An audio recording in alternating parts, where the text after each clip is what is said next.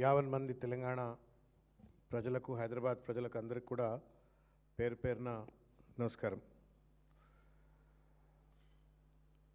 మిత్రులారా, చెల్లని రూపాయికి గీతలు ఎక్కువ అని చెప్పని ఒక సామెత ఉంది. రేవంత్ రెడ్డి గారు ఈ సామెత మరొక్కసారి వినాలా, అర్థం చేసుకోవాలని చెప్తా ఉన్నాను.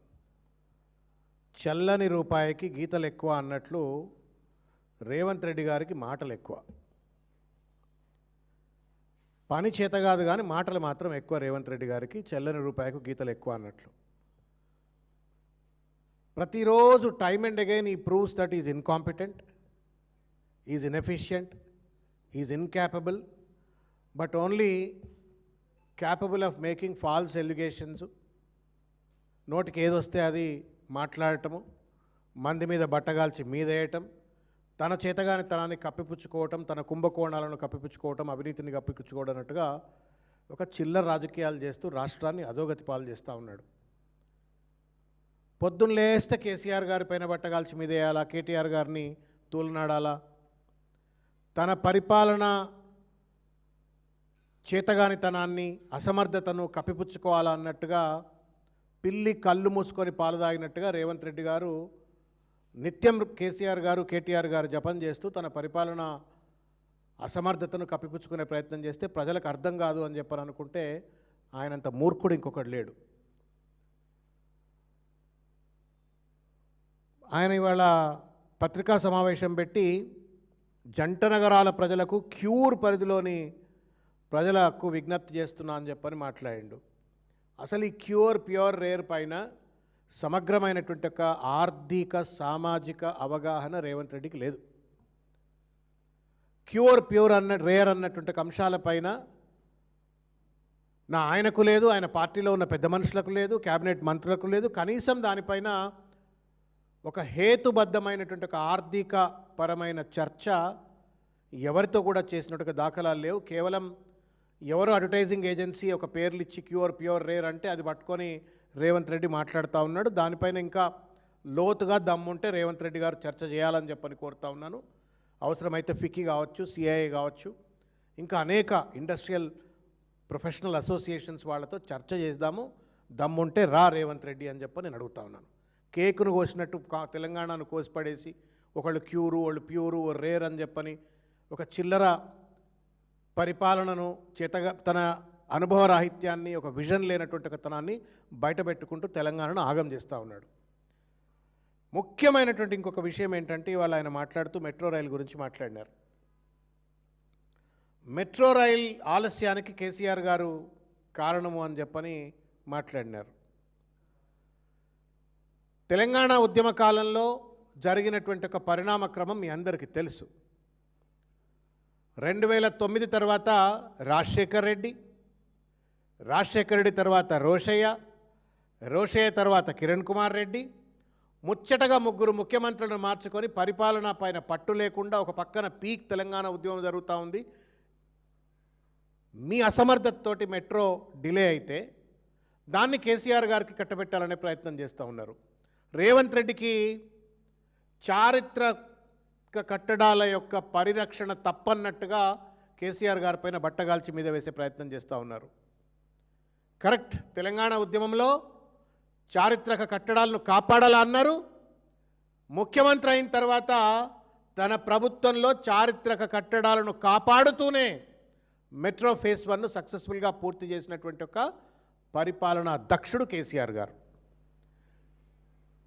నువ్వేమో ఇవాళ అధికారంలోకి వచ్చి నీకు చరిత్ర మీద గౌరవం లేదు, కట్టడాల మీద గౌరవం లేదు. మస్జిద్లను కూలగొడతా ఉన్నావు, ఒక పక్కన గుళ్ళను కూలగొడతా ఉన్నావు, గుళ్ళ లింగాలను తెగమింగుతా ఉన్నావు. కాబట్టి నీకు చారిత్రక కట్టడాల పైన గౌరవం లేదు. ఇవాళ సుల్తాన్ బజార్ ఇంటాక్ట్గా ఉంది, మోంజాయ్ మార్కెట్ ఇంటాక్ట్గా ఉంది, అసెంబ్లీ ఇంటాక్ట్గా ఉంది. ఇవన్నీ విధ్వంసం చేయాలని చెప్పని ఆ రోజు మీరు ఫేజ్ 1 ప్లాన్ చేస్తే కేసీఆర్ గారు వీటన్నిటిని కాపాడుకుంటూ ఆయన ఫేజ్ 1 కంప్లీట్ చేసింది.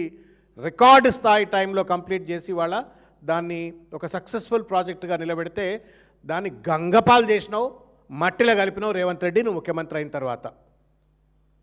నేను అడుగుతా ఉన్నాను, ఇవాళ 30,000 కోట్ల రూపాయల మెట్రో ఆస్తులను నేను బేరం చేసిన, రియల్ ఎస్టేట్ ప్లాట్లు కొంటే బేరం చేసినట్టుగానే బేరం చేసిన 15,000 కోట్లకే నేను కొనుక్కొచ్చినా అని చెప్పని అదేదో గొప్పలు సాధించినట్టుగా ప్రజలకు తెలియజెప్పేట ప్రయత్నం చేస్తూ ఉన్నారు.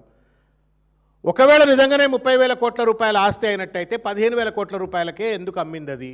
ఒకటి.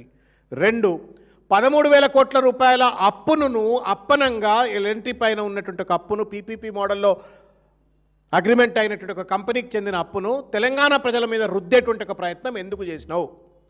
మూడు, దాదాపు 50-60 స్టేషన్స్ ఉన్నాయి, సబ్ స్టేషన్స్ ఉన్నాయి, తర్వాత ఒక 4-5 పెద్ద పెద్ద మాల్స్ ఉన్నాయి. వాళ్లకు లక్షల, దాదాపు 10-20 లక్షల స్క్వేర్ ఫీట్ల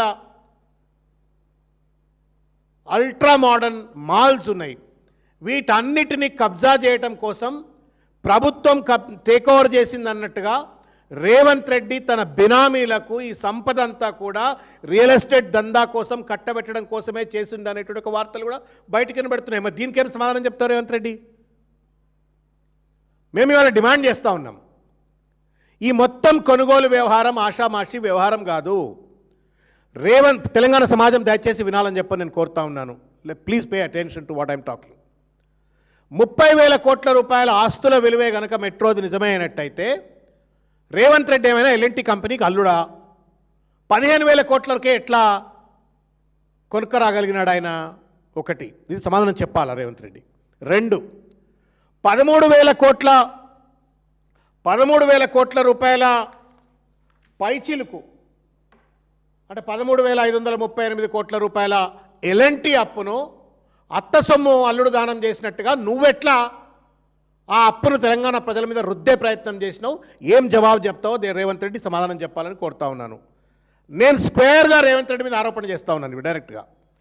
ఆ మొత్తం 60-70 స్టేషన్లు కావచ్చు, 57-60-70 exact number, I may be wrong factually, but then there somewhere around 50+ or 60+. ఈ స్టేషన్లు కావచ్చు, 12-15 లక్షల స్క్వేర్ ఫీట్ల మాల్స్ కావచ్చు, తర్వాత గత ప్రభుత్వం ఇచ్చినటువంటి ఒక భూమి కావచ్చు, ఆస్తులు కావచ్చు, వీటన్నిటినీ ప్రభుత్వపరమైంది అని చెప్పని అన్నావు. ఇవన్నీ కూడా నువ్వు నీ బినామీలకు కట్టబెట్టేటువంటి ఒక కుట్ర చేస్తున్నావు అని చెప్పని బయట ఆరోపణలు వినబడతా ఉన్నాయి. ఇది నిజమేనా? దీనిపైన విచారణకు సిద్ధమా? రేవంత్ రెడ్డి సమాధానం చెప్పు. అన్నిట్ల దందలే చేస్తారా మీరుగా? స్కూల్ పిల్లల షూస్ కొంటే దంద చేస్తావు, పుస్తకాలు కొంటే దంద చేస్తావు, యూనిఫామ్ కొంటే దంద చేస్తావు, ప్రభుత్వ భూములమ్మితే దంద చేస్తావు, ప్రభుత్వ ఆస్తులను విచ్చలవిడిగా ప్రైవేట్ వాళ్ళకు కట్టబెట్టేట ఒక ప్రయత్నం చేస్తావు, హెచ్ఎండిఏ ద్వారా దందలు చేస్తావు. ఆఖరికి ప్రజల ఆస్తి అయినటువంటి ఒక కేసీఆర్ గారు అత్యంత ప్రతిష్టాత్మకంగా కట్టినటువంటి ఒక మెట్రో రైల్ ప్రాజెక్టులో కూడా నువ్వు దందలు చేసినావు. ఈ దందల పైన విచారణ జరగాల మేము డిమాండ్ చేస్తూ ఉన్నాం. ఇవాళ మెట్రో రైల్ కొనుగోలు వ్యవహారం పెద్ద కుంభకోణం. ఇది 30,000 కోట్ల ఆస్తి LNT on what basis is that it has relinquished and then handed over to Revanth Reddy. దీనిపైన విచారణ జరగాల. ఎన్ని కోట్ల రూపాయల అండర్ టేబుల్ ట్రాన్సాక్షన్స్ జరిగినాయో ప్రజలకు తెలవాలా. ఇవాళ ఇంత పెద్ద మాల్స్, ఇంత పెద్ద స్టేషన్స్ అన్నీ కూడా ప్రభుత్వమే మేనేజ్ చేస్తున్నదని చెప్తున్నప్పటికీ కూడా ఇవన్నీ కూడా ఆయన బినామీలకు కట్టబెట్టేటువంటి ఒక కుట్ర జరుగుతుంది అని చెప్పని ప్రచారం జరుగుతున్న దరిమిల ఏమాత్రమైనా నీతి నిజాయితీ ఉన్నట్టయితే రేవంత్ రెడ్డి గారు, ధైర్యం ఉన్నట్టయితే రేవంత్ రెడ్డి గారు, నికార్సైనడు అయితే నువ్వు రేవంత్ రెడ్డి గారు, సిట్టింగ్ జడ్జితో ఈ మొత్తం కొనుగోలు వ్యవహారం పైన నువ్వు విచారణ జరిపించు. చీటికి మాటికి సిట్టులు అంటావు, చీటికి మాటికి సిట్టింగ్ జడ్జిల విచారణ అంటావు, కమిషన్లు అంటావు కదా రేవంత్ రెడ్డి. నీ మీద ఎల్ఎన్టీ కొనుగోళ్ల పైన విచారణ జరపాలా అని చెప్పని మేము డిమాండ్ చేస్తూ ఉన్నాము. As a member of legislative council, as a representative of భారత రాష్ట్ర సమితి పార్టీ తరపున మేము డిమాండ్ చేస్తూ ఉన్నాం. ప్రధాన ప్రతిపక్షంగా నీకు దమ్ముంటే, నీతి ఉంటే, నిజాయితీ ఉంటే ఈ మొత్తం కొనుగోళ్లలో మీకు అనిపించట్లే అన్న 30,000 కోట్ల ఆస్తి 15,000 కోట్లకు అమ్మింటు అంటే ఎట్లా? 13,000 కోట్ల రూపాయల అప్పును అప్పనంగా తెలంగాణ ప్రభుత్వం మీద తీసుకుంటే ప్రజల మీద రుద్దుతున్నట్టయితే ఏ కారణం చేత రుద్దుతున్నాడు? ఇవన్నీ కూడా పెద్ద ఎత్తున కుట్ర కుతంత్రం జరుగుతూ ఉంది. ఎల్ఎన్టీని బెదిరించినావు నువ్వు. మొట్టమొదటి అధికారంలోకి రాగానే ఫస్ట్ కత్తి ఎవరి మీద పడ్డది అంటే ఎల్ఎన్టీ సిఎఫ్ఓ మీద. జైలుకు పంపిస్తే ఆయన ఓ మాట అన్నాడు, ప్రభుత్వం మారిన తర్వాత మెట్రో రైల్లో కొంత ప్రయాణికులు తగ్గిపోయినరు, మా వ్యాపారం ఏదో దెబ్బతిన్నది అన్నాడు. వాట్ ఎవర్ ద స్టాటిస్టిక్స్ ఏమున్నాయో ఆయన ఓ మాట అన్నాడు. ఆ మాట అన్నదే ధర్మిల నేను జైలుకు పంపుతాను అట్లెట్లంతో ప్రభుత్వం మారని చెప్పని రాజకీయాలు అని చెప్పని అతన్ని బెదిరించిండ్రు. లొంగ తీసుకునే ప్రయత్నం చేసుకొని వాళ్ళ ఒక పీపీపీ అగ్రిమెంట్లో ఇది ఆబ్లిగేటెడ్, నష్టం వచ్చినా లాభం వచ్చినా ఎలాంటి దాన్ని పర్మనెంట్గా నడుపుకోవాల్సిన ఒక బాధ్యత అతని పైన ఉంటుంది. దాన్ని పక్కన పెట్టి నువ్వేదో పెద్ద తెలంగాణ ప్రజలకు ఫేవర్ చేస్తున్నట్టుగా దాన్ని టేక్ ఓవర్ చేసినావు. దీనిపైన విచారణ జరపాలా. రెండోది ఏంటంటే దీనిపైన కూడా విచారణ జరపాలా. ఏ కారణం చేత నువ్వు 6,250 కోట్ల రూపాయల మెట్రో విస్తరణకు టెండర్లు పిలిచి శంకుస్థాపన పూర్తి చేసినటువంటి ఒక hitec city to Shamshabad metro రైలును ఎందుకు రద్దు చేసినావు రేవంత్ రెడ్డి? కేవలం కేటీఆర్ గారి పైన కోపం, కేసీఆర్ గారు శంకుస్థాపన చేసినారు కాబట్టి ఆయన పైన కోపం, దాన్ని రద్దు చేసినావు. అట్లా ఫేజ్ 2 ప్రాజెక్టును రద్దు చేసినావు. సిఎఫ్ఓను బ్లాక్మెయిల్ చేసి బెదిరించి జైలుకు పంపుతా అన్నావు. మొత్తానికి ఎల్ఎన్టీని లొంగ తీసుకొని ఆస్తులన్నీ కూడా నువ్వు లాక్కునే ప్రయత్నం చేసినావు. ఇవాళ నీ వల్ల, నీ దుశ్చర్యల వల్ల ఇవాళ పెట్టుబడిదారులు హైదరాబాద్కు రావాలంటే, తెలంగాణకు రావాలంటే భయపడుతున్నారు. ఒకప్పుడు స్వర్గధామం పెట్టుబడిదారులకు తెలంగాణ అనేటువంటిది కర్ణాటక, గుజరాత్లో కంటే కూడా అద్భుతమైనటువంటి అట్రాక్టివ్ హబ్గా ఇన్వెస్టర్స్కి ఉన్నటువంటి ఒక తెలంగాణను ఇక్కడ ముఖ్యమంత్రి నోటుకొచ్చింది మాట్లాడతాడు, బెదిరిస్తాడు, అదిరిస్తాడు, బ్లాక్మెయిల్ చేస్తాడు. భూములు ఏమంటే కమిషన్లు అంటారు, ఇంకోదంటే కమిషన్లు అంటారు అని చెప్పని ఇవాళ పెట్టుబడిదారులు రాకుండా ఉండే పరిస్థితి ఏర్పడ్డది. వీటన్నిటిపైన కూడా మెట్రో సిఎఫ్ఓను బెదిరించిన దానిపైన, మెట్రో ఫేజ్ 2 ఏదైతే శంకుస్థాపన చేసిన దాన్ని రద్దు చేసిన దానిపైన, మెట్రో కొనుగోళ్లపైన, మెట్రో ఆస్తులను బినామీలకు కట్టబెట్టే కుట్ర జరుగుతుంది అన్న దానిపైన పెద్ద ఎత్తున ఒక విచారణ జరపవలసిన అవసరం ఉంది. ఏమాత్రం నీతి, నిజాయితీ, మానం, అభిమానం ఉన్నట్టయితే రేవంత్ రెడ్డి గారు అన్నిటి మీద కమిషన్లు వేసినావు కదా, నీ మీద కూడా ఈ కమిషన్ వేసుకునేటువంటి రీతిలో ఈ మొత్తం కొనుగోళ్లపైన సిట్టింగ్ జడ్జితో విచారణ జరపాలని చెప్పని నేను కోరుతా ఉన్నాను. ఇంకొక విషయం ఏంటంటే,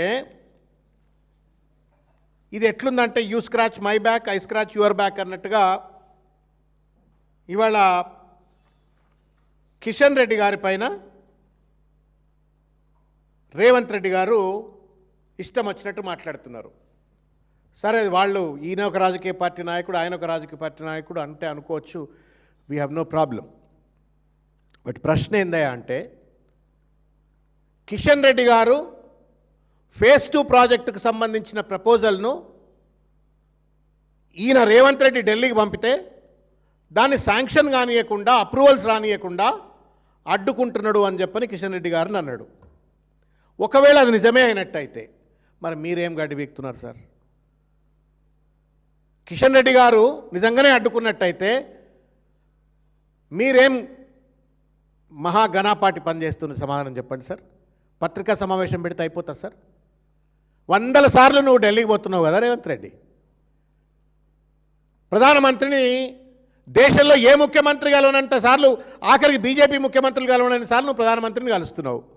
ఒకనాడన్నా ఈ మెట్రో రైలు సంబంధించిన అంశాన్ని నిర్దిష్టంగా ప్రధానమంత్రిని నిలదీసినా అని చెప్పని పేపర్లో వార్తలు వచ్చినాయి. సమాధానం చెప్పు Revanth Reddy. Unlike state government, central గవర్నమెంట్లో ఒక్కో క్యాబినెట్ మినిస్టర్ ఒక ప్రధానమంత్రి లెక్కనే పనిచేస్తారు. ఒక్కో డిపార్ట్మెంట్ ఒక పోర్ట్ఫోలియో ఒక ప్రధానమంత్రి లెక్కనే పనిచేస్తారు. హైలీ ఎంపవర్డ్, ఇండిపెండెంట్గా పనిచేస్తారు. అయినప్పటికీ నువ్వు కిషన్ రెడ్డి అడ్డుకున్నాడు అని చెప్పనన్నావు. మీరేం గడ్డి బీక్తా ఉన్నారు? 8 మంది ఎంపీలు ఉన్నారు, పెద్ద పెద్ద రాజ్యసభ సభ్యులు ఉన్నారు. ఇంతమంది ఉండి పార్లమెంట్లో ఒక్కనాడైనా నా మెట్రో ప్రాజెక్టు, హైదరాబాద్ ప్రజల భవిష్యత్తును, హైదరాబాద్ యొక్క అభివృద్ధిని నిర్దేశించేటువంటి ఒక మెట్రో రైల్ ప్రాజెక్టు మీద ఒక్కనాడైనా పార్లమెంట్లో ప్రశ్నించిండ్రా రేవంత్ రెడ్డి? మీరు ఏం డ్రామాలయా ఇది? డ్రామా కంపెనీ పెట్టుకోండి, బెటర్, బాగుంటుంది మీకు. మహారాష్ట్ర ముఖ్యమంత్రి అపాయింట్మెంట్ నాకు ఇస్తలేడు అన్నావు కదా. తమ్మిడేటి దగ్గర ప్రాజెక్టు కట్టాలంటే మహారాష్ట్ర ముఖ్యమంత్రి అపాయింట్మెంట్ ఇస్తలేడు. మరి ఎల్ఎన్టీ మీద పర్మిషన్ తీసుకురావాలంటే కిషన్ రెడ్డి అడ్డుపడుతున్నట్టు. మరి నువ్వు దేనికే ముఖ్యమంత్రి? పక్క రాష్ట్ర ముఖ్యమంత్రితో అపాయింట్మెంట్ తీసుకోలేవు. స్వంత రాష్ట్ర కేంద్ర మంత్రిని నువ్వు కన్విన్స్ చేసి నువ్వు ప్రాజెక్ట్ క్లియరెన్స్ తెచ్చుకోలేవు. నీ తెలివి తక్కువతనమా, లేకపోతే నీ అతి తెలివా, లేకపోతే నీ చేతగాని తనమా, పరిపాలనా రాహిత్యమా, అనుభవ రాహిత్యమా, ఏం చెప్పారా? ఉట్టిగానే ఒర్లుబోతుగా మాట్లాడితే అయిపోతుందా? ఇంకొక ప్రశ్న అడుగుతున్నా.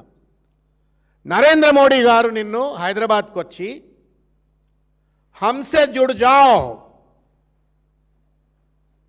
आप जो मांगे वो देता हूं, हमसे जुड़ जाओ అని చెప్పారన్నాడు. రేవంత్ రెడ్డి స్పందన ఏముందన్న ఒక కాంగ్రెస్ చీఫ్ మినిస్టర్గా ఆహాహా నవ్వుకుంటా 2 చేతులు దండం పెట్టిండు. అంటే మై సహమత్ అని చెప్పని, సంతోషం. హంసే జుడ్ జాओ అంటే తుమ్ జుడీ గయే హో ఆల్రెడీ. బీజేపీ కాంగ్రెస్ కుమ్మక్క అయిపోయింది తెలంగాణలో. నరేంద్ర మోడీకి సరెండర్ అయిపోయినావు నువ్వు. అమిత్ షా నరేంద్ర మోడీకి సరెండర్ అయిపోయినావు. సరెండర్ అయిపోయిన తర్వాత కిషన్ రెడ్డి ఏదో అడ్డుపడుతున్నాడు అని చెప్పని డ్రామాలు ఆడుతున్నావు ఇవాళ.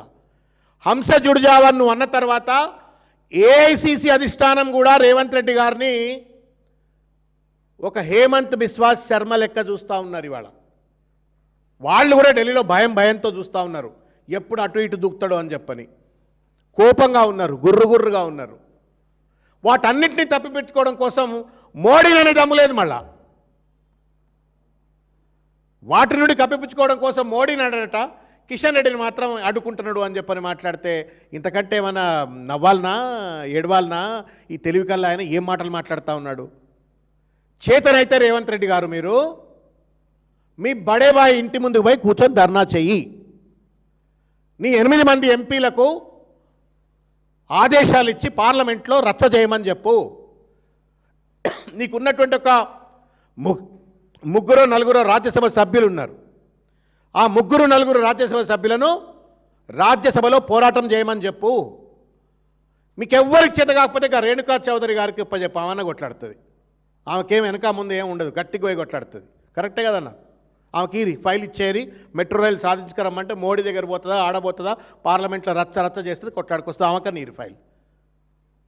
చేతగాని సన్నాసులు ఇవాళ అధికారంలో కూర్చొని హైదరాబాద్ ప్రజల యొక్క జీవితాలతో చెలగాటలాడుతూ, పారిశ్రామిక అభివృద్ధిని కుంటుపరుస్తూ, విచ్చలవిడి అవినీతికి పాల్పడుతూ, కమిషన్లకు పాల్పడుతూ, దందాలకు పాల్పడుతూ, క్షుద్రమైనటువంటి ఒక అక్రమ రాజకీయాలకు పాల్పడుతూ, ఒక వికృత సంబంధాలు బీజేపీతో నెలకొల్పుతూ, మరో పక్కన ఇవాళ ఒక మంత్రి అడ్డుకుంటున్నాడు అని చెప్పని చేవదచ్చిన లెక్క రేవంత్ రెడ్డి గారు మాట్లాడుతూ, మళ్ళీ ఆఖరికి కేటీఆర్ గారట, కిషన్ రెడ్డి గారట బంధమట, కేసీఆర్ గారట మెట్రోను ఆలస్యం చేసిండట.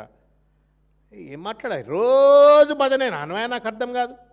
ఫోటో పెట్టుకొని రోజు భజన చేయి సారథిగా, అది ఏమనుకో తెలివని వస్తుంది నీకు ఊకే. పొద్దున్న లేస్తే కేసీఆర్ గారు బట్టం కలిసి మీద వేసుకుంటా 2.5 ఏండ్లు అయింది. మరి నువ్వేం చేస్తావు? సమాధానం చెప్పమంటే సమాధానం చెప్పకుండా ఇవాళ ఓటుకు నోటు కేసు నుండి తప్పించుకోవడం కోసం, నరేంద్ర మోడీని ప్రసన్నం చేసుకోవడం కోసం, తెలంగాణ ఆత్మగౌరవాన్ని తాకట్టు పెడుతూ, తెలంగాణ ప్రజల యొక్క అభివృద్ధిని వాళ్ళ తాకట్టు పెడుతూ, ఇవాళ మెట్రో రైల్ ప్రాజెక్టును కూడా తాకట్టు పెట్టి ఇవాళ కుంటి సాకులు ఎదుర్కొంటున్నాడు రేవంత్ రెడ్డి. దీనిపైన పూర్తి స్థాయి విచారణ జరగాలని చెప్పని డిమాండ్ చేస్తాను. దండం పెడితే ప్రెస్ మీట్ మాట్లాడినప్పుడు మాట్లాడకండి.